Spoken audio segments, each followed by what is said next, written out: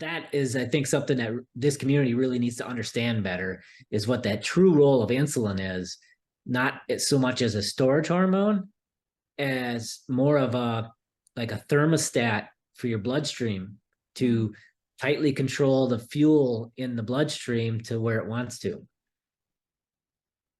Can we talk about protein and its effect on insulin and blood sugars?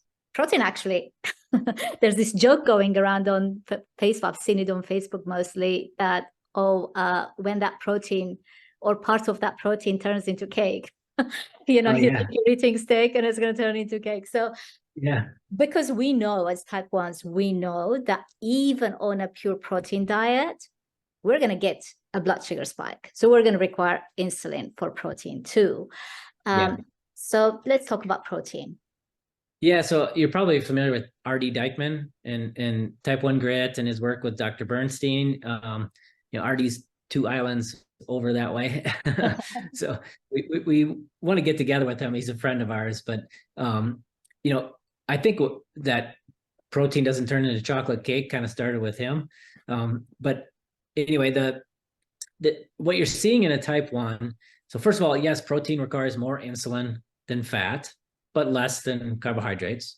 I think typically people like type 1s will bolus maybe 0.5 like of what they would do for carbohydrate, like half as much insulin as they would for carbohydrate for protein. And the reason for it is twofold. Number one, you need insulin to utilize protein. So you need the insulin to break down protein and build muscle, right? And you don't want, and that, you know, in a type 1 that's not taking exogenous insulin, 2 things are happening. They're basically dumping fuel out of their body like crazy. And this kind of gets back to the true role of insulin being that more thermostat than a storage hormone. You basically can no longer hold all the fuel in storage. So the fat cells and the glucose, the body without insulin, you know, I like to think of insulin as almost more of a net over your fat cells, holding back all the energy. And when you don't have any insulin, it all just floods in the bloodstream and you're urinating glucose and, you know, all this energy just can't be held into the body.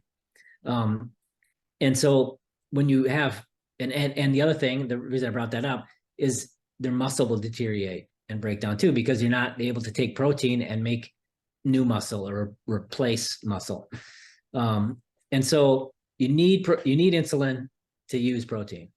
Now, how much of that turns into a glucose? The body is pretty smart when it comes to fuels, and there's something called oxidative priority, which prioritizes the order in which fuels are prioritized when you eat things. And the reason it mainly comes down to toxicity or storage space. So alcohol, no storage, you have to burn that first. So, and then while you had alcohol, if you had any carbohydrates, they get stored away. If you had any fat, that gets stored away. The protein is not really used as a fuel unless it really has to be.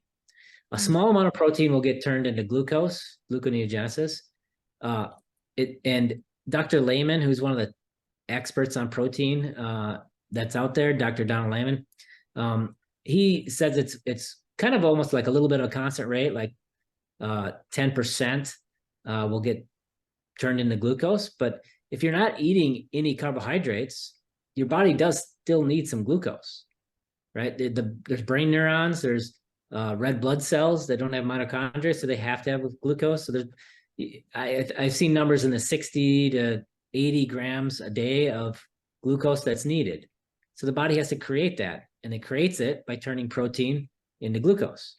So some of that is good. Some of that is supplying the processes that need glucose when you're eating a zero carb diet. But there's also a phenomenon that with type 1s exasperates it. And that is when you eat protein, the body releases insulin, typically, you know, not in a type 1, but it's going to release insulin to utilize the protein. It also releases glucagon to tell the liver to dump a little bit of glucose into the bloodstream, because if insulin goes up, blood sugar is going to go down, right?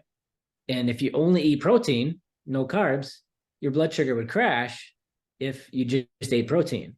But the body is smart. It also releases some glucagon to say, okay, I got some protein here. Let's release a little bit of glucose to make sure we don't have a blood sugar crash as I utilize this protein. Well, in a type 1, what's happening? You get the glucagon, you don't get the insulin. And so you get an extra little bump of glucose from the liver that's due to the glucagon, not the insulin. So that's typically what's happening.